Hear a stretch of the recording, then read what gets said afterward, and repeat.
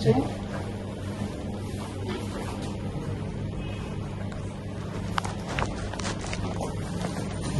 Oke, nampak nih, semua nampak. Oke Bu.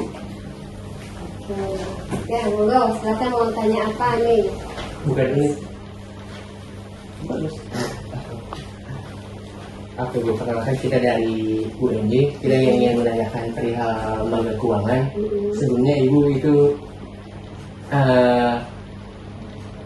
Ibu siapa dan jabatannya apa Bu? Kalau boleh tahu. Oke, nama saya Capa ini jabatan saya pembicara polisi. Apa mau bicara?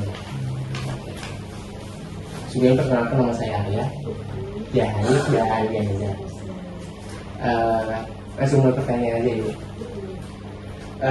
Pertama itu bisa menjelaskan secara singkat ya Bu untuk latar belakang lembaga ini.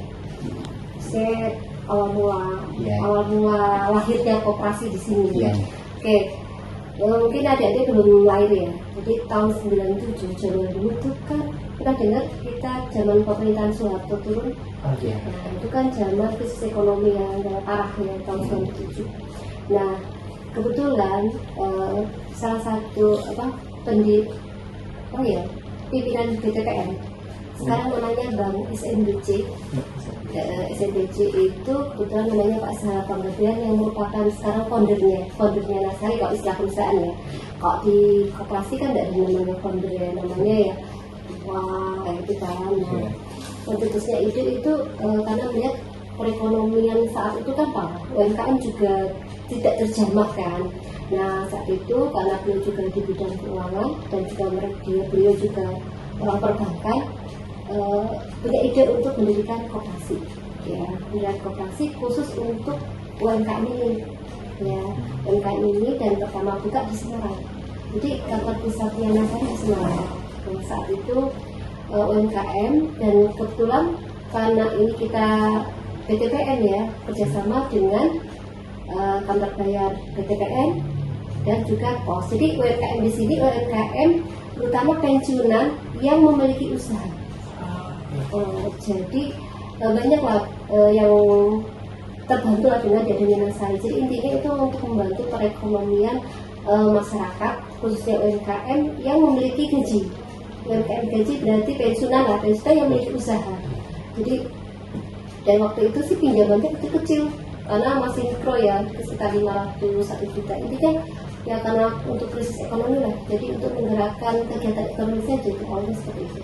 Dan kita berdiri tahun 98. 31 Agustus 98. Tahun 97 itu kan lagi para palingnya ya. Iya. Ini mulai ya, akhirnya itu tahun 2000-an. Iya. Ya itu awalnya itu. Untuk ke pertanyaan selanjutnya itu produk atau layanan utama yang ditawarkan kepada nasabah atau masyarakat? Oke, saya rasa kalau koperasi tidak ada namanya nasabah, namanya anggota. Oh, anggota ya? Jadi koperasi itu kita tidak boleh memberikan nasabah karena yang menjadi yang bisa menerima layanan simpanan pinjaman itu hanya anggota. Bagaimana menjadi anggota? Harus membayar simpanan pokok dan wajib, itu utamanya. Jadi untuk menjadi anggota itu harus bayar simpanan pokok dan wajib, dan masing-masing itu setiap koperasi itu akan beda simpanan pokoknya, ya. Apalagi sekarang digencar loh adik-adik ini KDMP, ya, pasti bisa merah putih. Mungkin mahasiswa nanti berpikiran KDMP, tapi sebenarnya KDMP itu bagus lah ya. Kedepannya asal digodeng dengan cara yang bagus ya. Jadi kalau tadi apa pertanyaannya? Produk atau produknya. layanan. Karena kita koperasi simpan pinjam, otomatis ada simpan, ada pinjam. Nah, kalau simpanan kita ada 3 produk yang favorit lah. Yang pertama semester umum. Terus semester umum itu seperti tabungan seperti di bank biasa, itu kita bisa ambil sewaktu-waktu. Jadi nabung hari ini, besok ngambil, is oke, nggak ada masalah. Gitu kan. Dan kedua adalah simpanan berjangka. Atau kalau istilah bank itu deposito. Oh, deposito. Deposito setelah berjangka kita bagus. Jadi kalau besok punya dana lebih bisa nabung di Nasari. Setelah berjangka kita sekitar lebih tinggi 3% dari perbankan. Mau lebih tinggi. Kalau kita sama nggak laku toh. Jadi mengapa? Kalau kita istilahnya sebenarnya kalau kalau mungkin di ilmu ekonomi nanti kita kalau di koperasi tidak ada namanya istilah bunga, namanya jasa. Jasa. Istilahnya aja. Oke. Iya. Karena namanya koperasi kan berdasarkan kekeluargaan. Gitu. Jadi itu ya intinya gitu. Jadi simpanan itu ada simpanan semester umum, simpanan berjangka, dan istilahnya simpanan masa depan. Ya, jadi kalau simpanan berjangka itu misalnya Mas Arya, ini uang 5 juta nih, saya tak simpan 3 bulan. Jadi 5 juta simpan 3 bulan. Selama 3 bulan tidak boleh diambil sama sekali dan dikasih bunga dalam tiap bulannya atau dikasih jasa tiap bulannya. Gitu, itu selama berjangka. Kalau simpanan masa depan itu modelnya, misalnya saya pengen beli HP harga 2 juta misalnya, harga yang biasa. Mungkin itu saya ingin nabung kan, kalau nabung semester umum kan takutnya diambilin. Nah, makanya saya kepingin nabung setiap 100.000 selama 2 tahun. Jadi 100.000 tiap bulan. Dan selama 2 tahun tidak diambil. Jadi nanti selama 2 tahun ke depan dia punya tabungan 2.400.000 bisa beli HP. Itu namanya selalu masa depan. Atau kalau pinjaman kita banyak pinjamannya produknya. Ya, dari pinjaman pensiun. Ya, jelas pinjaman pensiun kita ada. Pinjaman prapensiun. Jadi sebelum masa pensiun pun kita ada. Kemudian pinjaman dana talangan bos. Jadi ini akan membantu sekolah-sekolah yang notabene dana bosnya belum turun, jadi kayak seberak dalam 6 bulan. Kemudian ada pinjaman UMKM. Nah, pinjaman UMKM ini terutama UMKM yang sudah memiliki MBIS market.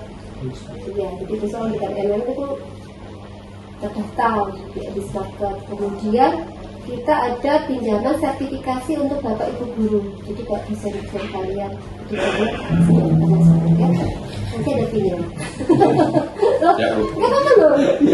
Itu dana asli. Jadi tapi untuk guru atau dosen gitu. Jadi ada pinjam nanti. Beneran ada pinjam. Jadi kalian buat Yang dihadapi untuk menjalankan operasional dan melayani pelanggan.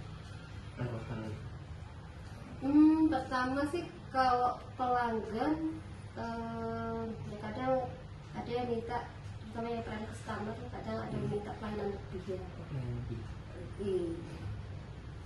Lebih segalanya ada. Tapi kalau cuma berjalan ke sini kan mungkin ada yang maaf ya, ada yang nabung sampai 2M, itu berarti kita melayani secara khusus. Mungkin kita harus ke rumahnya, jadi juga ada telepon. Saya mau ini kita pelayanan secara khusus. Dan kalau untuk penyimpan di kita, contoh nih, ini ada yang setiap Natal kita berikan parcel. Yang beragama Kristen, terus kalau Muslim kita kasih lebaran parcel. Ketika ulang tahun kita kasih kado. Seperti itu pelayanan ke simpanan.